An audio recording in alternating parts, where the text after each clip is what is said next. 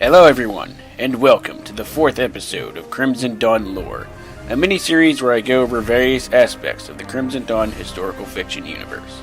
Today we will be continuing to explore the basics of the main protagonist nation of the Crimson Dawn universe, the new USSR, but more specifically, the structure of its government.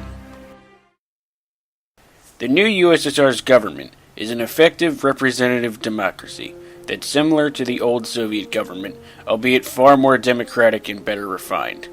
Despite the government being spearheaded by the new Communist Party of the Soviet Union, other political parties still exist, excluding fascist and Stalinist parties, which were outlawed.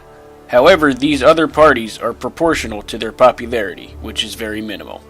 The executive branch of the new USSR's government consists of the office of Premier, who is essentially the head of the government and the military, and under the Premier lies the Council of Ministers, who are 13 ministers in charge of the following categories: War and Defense, Foreign Affairs, Agriculture, Trade and Industry, Education, Food Production, Finance, Justice, Labor, Social Welfare, Communications, State Security, and Extraterrestrial Exploration. Note that the Minister of War and Defense and the Minister of State Security are the Marshal of the new USSR and Chairman of the new KGB, respectively. The legislative branch, or the Supreme Soviet, consists of two sub-branches, the Soviet Senate and the Soviet Duma. The Senate is the upper house, where each of the 15 republics are represented by 32 senators. Autonomous SSRs, like their predecessors, have 11 senators each.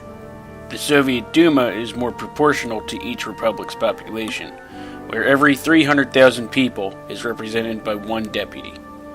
Note that unlike the United States of America, gerrymandering is entirely forbidden as the political districts are fixed locations. The Supreme Soviet, besides creating laws, is also responsible for electing the Premier upon their election by the citizens of the new USSR.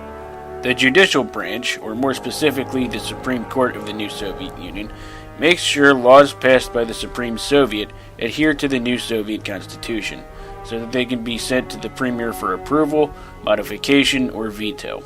Each republic is represented by one justice, which is appointed by the Premier and approved by the Soviet Senate. Each of the 15 republics have their own governments. However, they are ruled by one Soviet governor. Each governor is elected by their own republic's senators when they are in turn elected by the people, and the senates of each republic varies in size, where every 150,000 people in each of the republics are represented by one senator. Unlike the main government, the republics are unicameral in their legislative bodies.